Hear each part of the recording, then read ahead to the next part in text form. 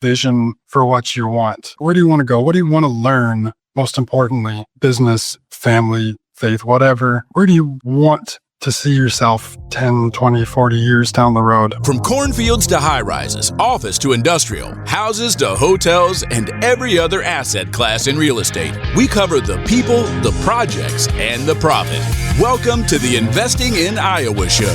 This show is for go-doers, action takers, and business owners. It's for people like you who are sick of Uncle Sam taking a huge bite of your apple. If you're looking to get ahead of what's taking place in Iowa, learn who is doing what, and how you can get in on the action, you're in the right place. Hosted by Neil Timmins, an Iowa native who has been involved in over $300 million in real estate right here in Iowa. Recording in studio from West Des Moines. Here's your host, Neil Timmins. I've got Chase Keller here on the show. Chase, welcome.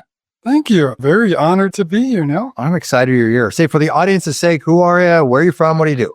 Chase Keller, a commercial broker. I grew up here in Iowa, Cedar Falls. Yeah. Moved around a little bit, left Iowa for college and working for a while, but eventually came back. When did you end up back here? 2010. Okay.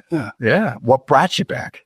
It's a longer story, but I went to film school down in Florida. Absolutely loved the industry. Moved to New York. Absolutely loved every second of being in New York. But came back, found out about my oldest. Didn't really want to raise a family in Manhattan.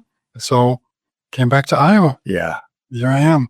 How did you stumble or formalize in your path into real estate?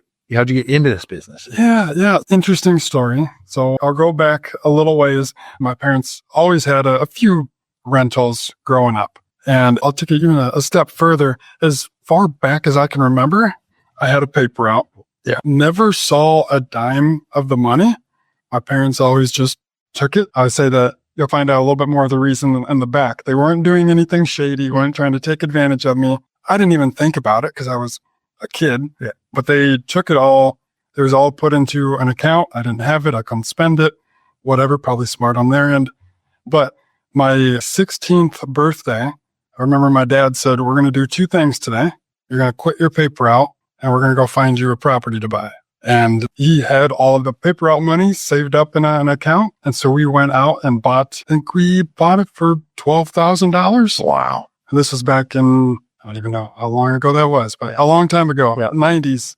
We fixed it up a little bit, got it rented, held it for a year, sold that one, bought another really small, crappy house, fixed that up a little bit, held it. And then I sold that one to buy my first house personally after graduating high school. After high school, a little bit of a break between high school and college. With one of my best friends, we flipped a few properties, loved it. And that basically funded me leaving and going to film school. Totally different route, but what an incredible story about the entry point into real estate. Yes. That is amazing. So fast forward me a little bit. You end up back here in Iowa. How'd you end up in real estate back at that point? Yeah, so I had to make a decision. Obviously, I was in the film industry, loved the industry, and moving back to Iowa, naturally, not a whole lot of big studio pictures are shot here. Right. So I didn't really want to do the kind of film that takes place in Iowa. Nothing, not dissing anybody who's in that, but that just wasn't my deal. So I really went back to the only other thing that I knew that I really enjoyed and I thought I was pretty good at. And so I immediately, within, I think it was a couple weeks of being back, bought 3 properties on a lease option and spent the summer completely fixing them up. It was, again, with the same buddy that I flipped the other properties with. There was 10 units and 3 buildings. I think 4 of the 10 units were even remotely rentable. Yeah. So we spent a long, hard summer fixing it all up and got it all rented out and held those properties for years. Yeah, that's incredible. Just in case somebody doesn't know what a lease option is, can you give us a little context to that? Yeah, good question. So it was basically, I had enough money to either buy a relatively small property or enough money to have a property that I didn't essentially have to pay for, but could fix up. So the deal that we struck with a guy that owned them all was in the middle of renovating everything and had back surgery. Didn't want to deal with it. He had a good business. Our cash flow was good for him. So we basically just took over his payments. He just made monthly payments, but we had a lease. So no real security on the properties other than the piece of paper saying we had the option to buy within a couple of years. Made the payments, put every dime basically that I had into fixing up the units, and almost 2 years to the day, I was able to get a loan, refinance, and pay them off. Execute and on the property. That's amazing. It's underutilized tool. Have you used it since then? Well, only one other time. Yeah, that was it. Not a ton. Bought several on contract, but lease option only a couple times. All right. So fast forward through that series of transactions. What'd you do next? Yeah, so my history has just gotten all over the place. I knew I loved real estate, but what I wanted to settle in on was definitely up in the air, and I was ready to roll with the punches and just figure it out. I didn't really have a long-term plan. Honestly, I wish, so this kind of goes back to my dad, and essentially, I lovingly say, forced me into real estate. I wish that I was more aware of how smart my dad actually was and what he was trying to push me to. But I was a kid, young, dumb, whatever. My rebellion in life, or at least to my parents, was going to film school instead of jumping into real estate. But yeah, came back and I've done everything from, obviously I bought a good number of properties, at least in the beginning, did all of the renovation, all of the maintenance, all of the management, everything myself. I like it. It's good work. I think I'm pretty good at it. Did wholesaling for a year. Did it with the same buddy. Went crazy with it. And my goal wasn't to be a long-term wholesaler, but I wanted to do larger multifamily. And I have somewhat of a spending problem that anytime my bank account gets up a little bit, I find a deal and I just want to buy it. I don't ever save up enough to buy larger multifamilies. The way, after a year, I was going to save up enough to buy a larger multifamily property. A decent number of the deals that I was trying to wholesale, I just kept to myself because they were good deals. That's a problem, Neil. I don't know what to do. A number of people in this business are definitely deal junkies. It's challenging to walk away when you know there's profit. But yeah, did wholesaling for a while, started a property management company for a while. That was definitely started for the right reasons, but I think I'm good at property management. That is definitely not where my passion and where I think that the best use of my time is. So I didn't run that too long. I did one pretty decent sized syndication that went overall pretty well. It was here in Ankeny. It was my first large deal that I had ever done here in the Des Moines Metro. So obviously when I came back to Iowa, I was up in Cedar Falls again. So buying a lot of that property up there. Eventually decided that I wanted to move my business to Des Moines. And so when you one in Ankeny that you ended up syndicating, when you say a larger multifamily, give me some context. Roughly what size is that? Yeah, so a 52 unit, and we bought for just over $3 million. Put a bunch of work into it, held it for 3-4 years, sold out, and worked out pretty well. I thought I was really interested in syndication. That's just not my deal. I love the concept. I have a ton of friends and contacts that do a really good job in it, and I love the concept, but me raising money, it's raising money is not doing real estate. Yeah. It's a requirement. It's a component to doing so. Yeah. But it's not exactly the same. Yeah. So you knew real estate was home for you, but not exactly sure what segment, if you will, of real estate. And so you tried a number of things, and some fit like a glove, and some fit more like a boot on a hand, I suspect. And then eventually you settle in and find yourself. Hey, Iowa investors. This is Ava Baukamp, Chief of Staff at Legacy Impact Investors. Have you thought about adding real estate to your portfolio but don't have the time or desire to play landlord? At Legacy Impact Investors, we do the heavy lifting. Our team finds the deals, manages the properties, and handles all the day-to-day operations. Our select group of qualified investors co-invest with us, gaining ownership equity without opening a tenant email or responding to a maintenance call. They just share in the income, appreciation, and tax benefits. These opportunities aren't for everyone. They are for qualified, accredited investors only. If you want to learn more, please visit legacyimpactinvestors.com to apply. Yeah. Again, I lovingly say that my wife, she didn't force me into getting my license, but strongly encouraged. She's a brilliant, beautiful young lady. Obviously, I take her advice, probably not as much as I should, but I took her advice, jumped into it, and found out I absolutely love the brokerage side as well. Yeah. What about the brokerage side appealed to you? I'm a deal junkie, and there's only so much, even if I'm extremely successful, there's only so much that I can buy myself. I have so much money. And really now I get to go out and spend other people's money. I get to look at all the deals. I get to do the negotiations every day. And I love that part. I think I'm good at it. I think I'm suited for it. Yeah. And it works. It keeps you in the environment to be able to see deals. And so in the event there's opportunities, I suspect you still buy. I can imagine that your background as an investor probably helps provide counsel to buyers. Yes. Yeah. Yeah, absolutely.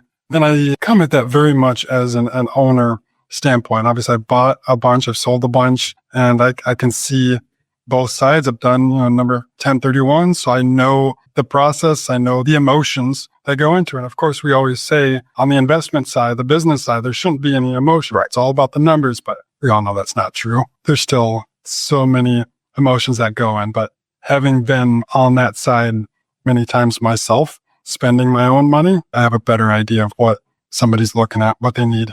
What type of things do you focus? What asset classes do you focus on? Yeah, so the majority of my brokerage career has definitely been in multifamily. We do a good amount of multifamily here in the metro. I love multifamily. It's been my bread and butter. And one of the things that I really like about it is the operation side. I love the business side of real estate itself. And of course, I love, and we've done a decent amount of net lease investment sales. And those are good. Those are easier, certainly for the analysis around the numbers. We've done a handful of leases, not a ton on that side. That's not my focus.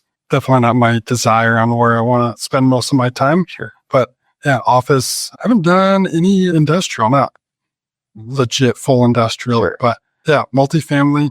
However, we are gearing up and we're going to jump in headlong into the hospitality space. I'm super excited for it. What appeals to you about that space? Similarly, I like the operation. I like the business side of it. And obviously hotels, similar to multifamily, but even more so, the business itself plays a massive role in the success of a hotel. Of course, you can hire a hotel manager. There's a lot of fantastic managers around the country, but the business itself, the real estate, and I love the physical touch, feel part of real estate. And I never want to get away from that. But this is, to me, the perfect marriage of business and operations and real estate itself. Much like a multifamily, you have to operate it correctly in order to make money.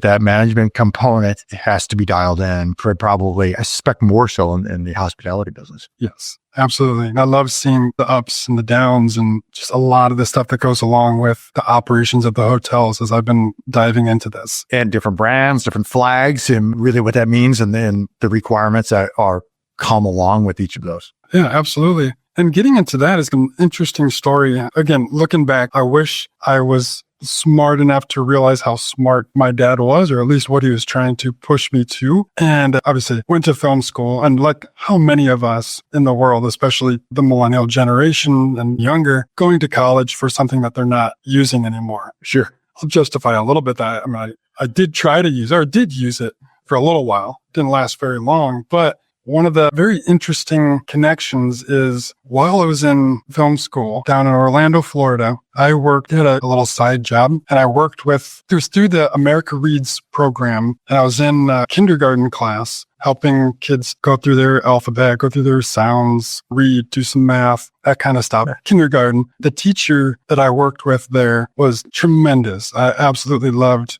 working with her. And of course, I was not even like a paraeducator, right? I'm even below that. But what I learned from her, this was obviously well before having kids, loved working with her, got to know her a little bit, got to know her husband, which started his own business brokerage and extremely successful, does really, really good work.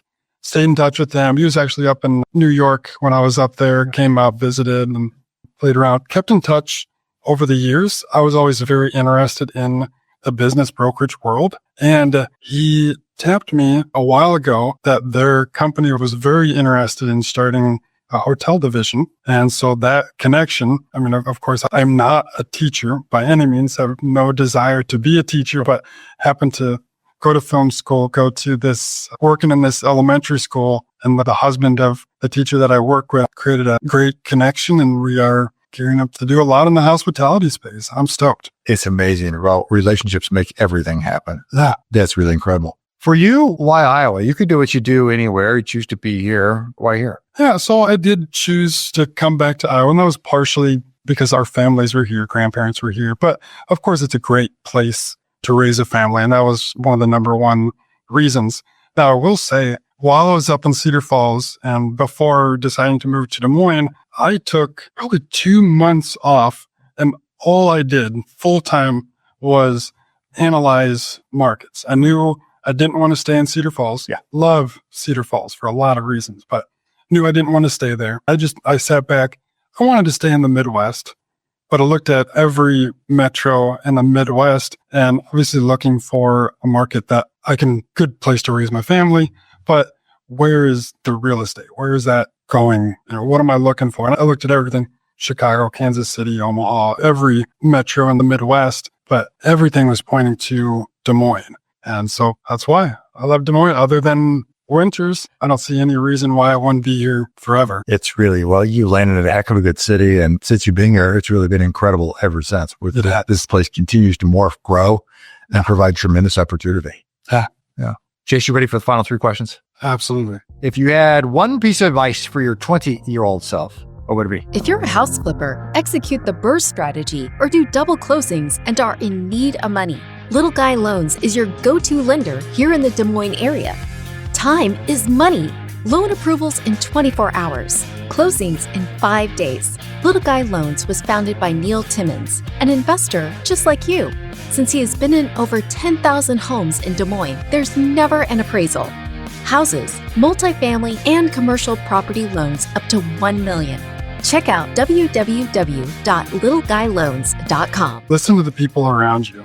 And at the same token, don't listen to all the people around you, but take a step back and create more of a vision for what you want. Like, where do you want to go? What do you want to learn? Most importantly, business, family, faith, whatever. Where do you want to see yourself 10, 20, 40 years down the road? I wish I would have taken a much bigger step back as opposed to just, hey, this looks fun. Try this. Hey, this was successful. Let's keep going. Let's move over here.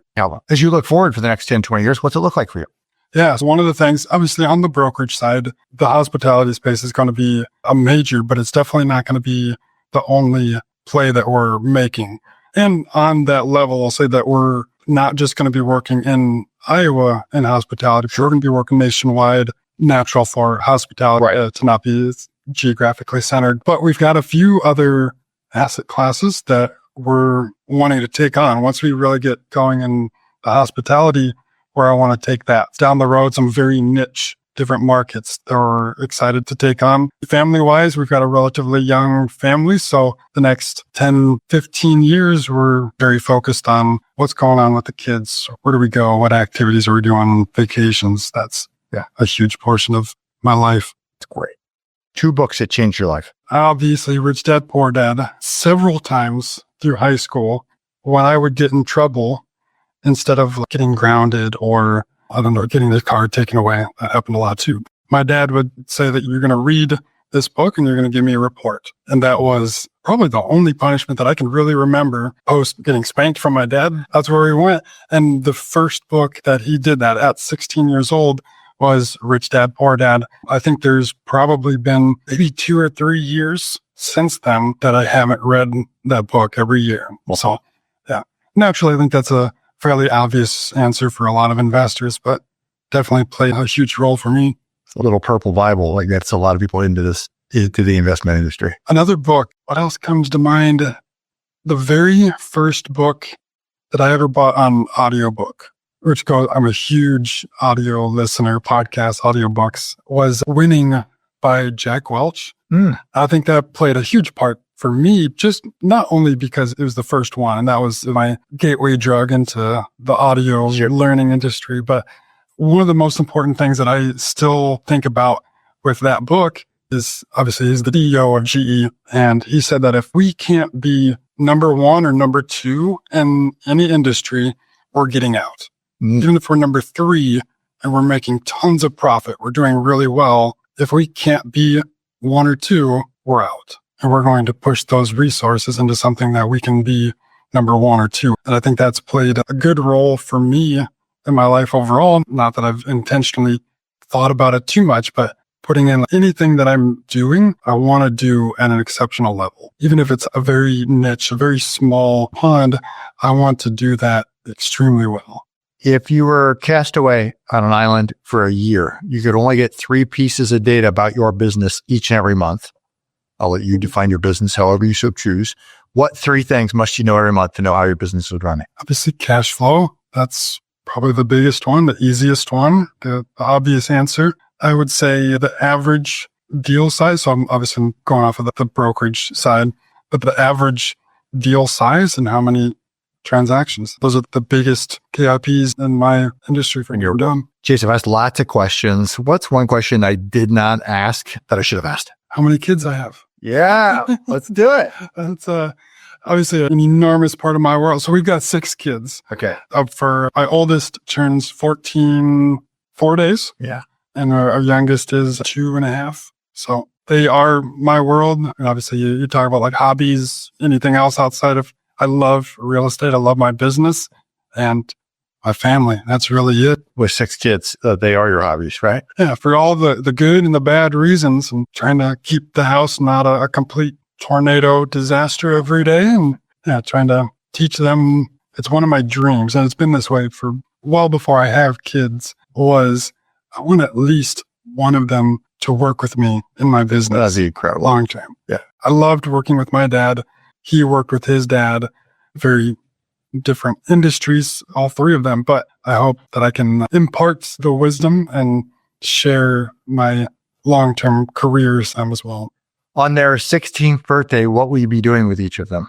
That is a good question. So my oldest turns 14. And while I'm not a huge fan of this, my wife and my 3 oldest are going this weekend to Taylor Swift concert out in Indianapolis. All right. So I'm not a part of that. I'm staying back with the babies. But travel. That's really what, for our 13-year-old, my wife took her and a few friends down to Disney World for just a quick 3-day trip. That's huge for us, is travel, getting out experiences. We're trying to not be a toy and junk family, because that's what a lot of it is, but build on the experiences with them. They never forget those. Dude, this has been a great conversation. For people, they want to find you, they want to follow you, they want to connect with you. Where can they go? What should they do? Yeah, it's obviously websites. That's about to change with the new brokerage. Even officially announced that. This may be the first time. Yeah, we're getting breaking news here. Yes. Keller Real Estate Services. I don't have the domain yet. That was probably a dumb decision to announce it prior to. I need to go home and lock that in prior to this coming out. Fortunately, we've got a few weeks before this rolls live. So if you're listening at home, that will have already been resolved. Yes. Yeah. But I'm on all the socials. LinkedIn's my main one. Instagram. Yeah. Chase Keller. Obviously, email, phone. Yeah. Anyway. We'll put all the links below in the show notes for everybody. Chase, thank you for being here. Yeah. Thank you, Neil. My pleasure. Thanks for listening. If you're enjoying the show, may I ask a favor of you? Naturally, subscribe so you never miss an episode. But would you rate and leave an honest written review on Apple Podcasts? It does a lot for us here at the show, and I appreciate reading your thoughts. Great guests make for a great show. If you know of another Iowan who would be a great guest, or you yourself have interest in being a guest, well, get on our radar. Visit Investing in Iowa to fill out an application or recommend a guest. And if you want to connect with me one-on-one, go to LegacyImpactInvestors.com. Click on the Invest With Us button in the top right corner, and there you can pick a time for the 2 of us to get on the calendar and connect. Until next time, keep investing in Iowa.